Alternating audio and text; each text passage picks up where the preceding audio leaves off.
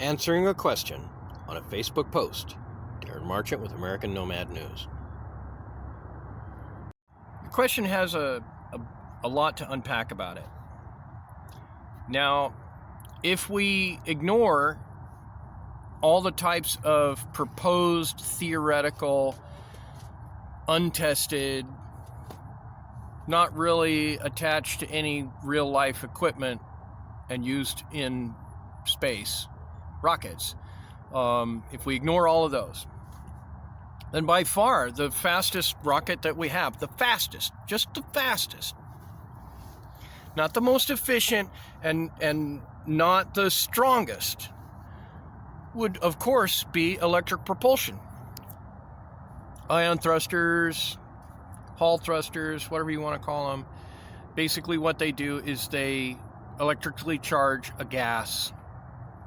One of the gases used is argon, which is an inert gas. It's not a chemical reaction. The gas is given an electric charge, which causes it to repel itself from the spacecraft at very high velocities.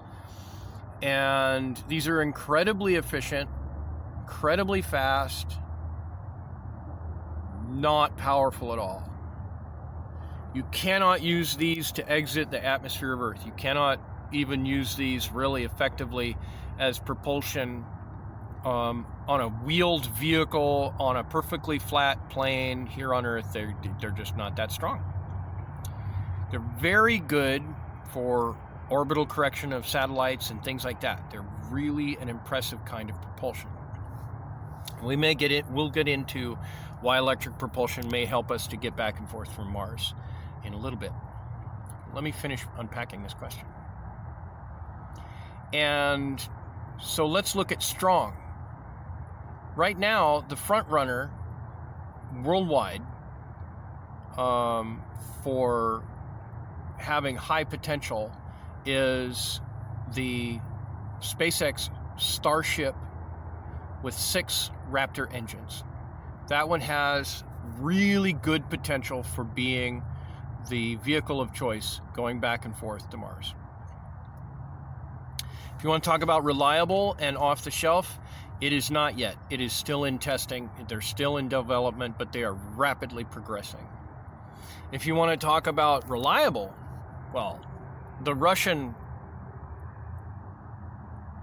rocket that they've been using for a long time that looks dramatically different than all the other rockets. It looks like an inverted ice cream cone. That thing is that is the Peterbilt freight truck of space. That thing is reliable as all get out. But it is aging, and it is not necessarily going to be what we use to move all the way from here to Mars, because it is not big enough for that. And there's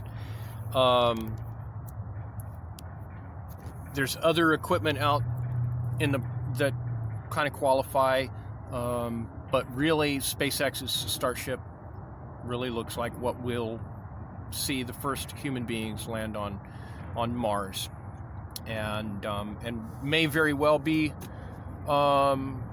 what gets the next batch of humans to the moon.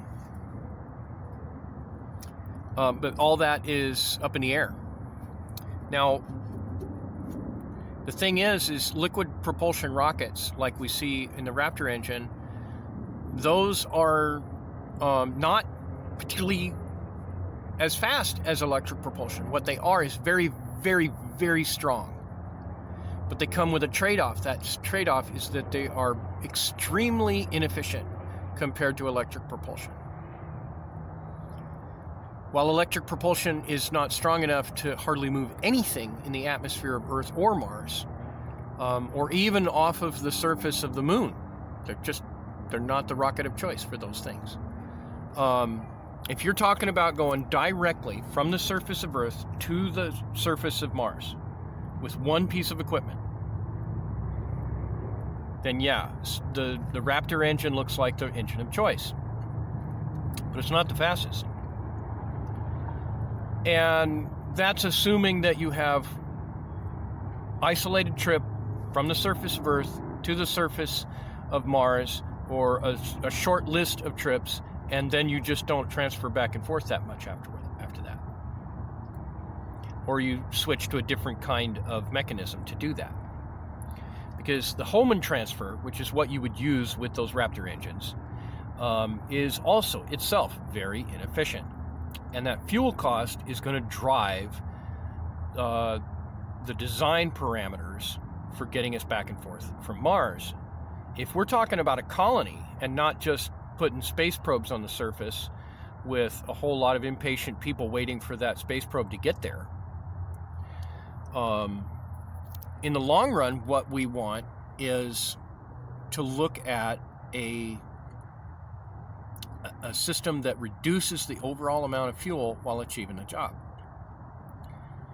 The Aldrin cycler orbit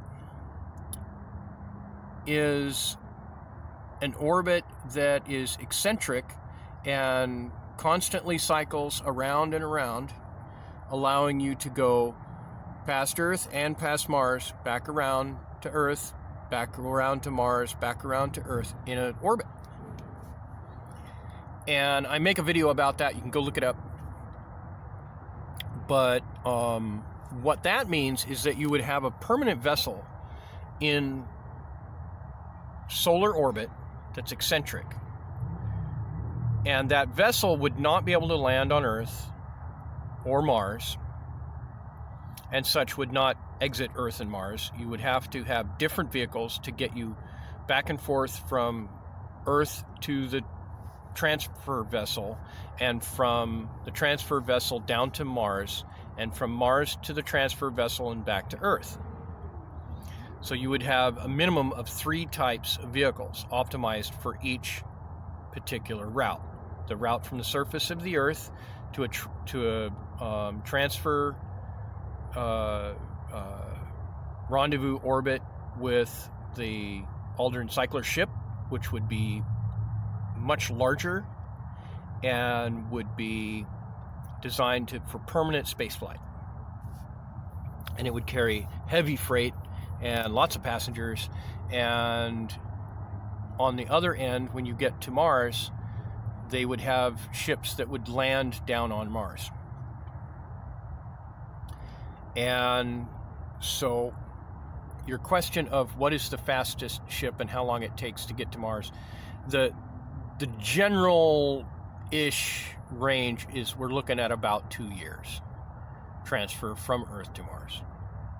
I hope that answers your question a little bit better than the specifics of your question, but I thought I would correct a couple of the fallacies there. Thank you very much. This is Darren Marchant with American Nomad News.